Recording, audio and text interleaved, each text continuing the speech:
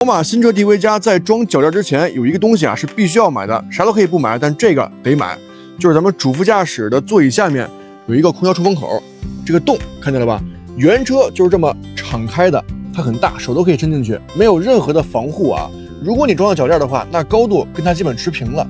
你像平时脚底的小石子儿，很容易掉进去。后期只要空调一开，那个异味跟异响就都来了。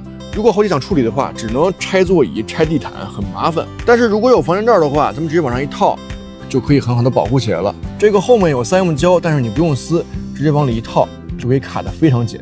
装好之后呢，你像小石子儿，包括孩子的零食、玩具、糖果都被挡住了啊，也不会影响出风量，小风还是嗖嗖的。这个出风口呢，宝马全系都有，无一例外，3系、5系呢更大。不过这个保护罩呢是原车1:1开模的，全系车型都有，价格也不贵。如果您需要的话，您视频左下角可以安排一个。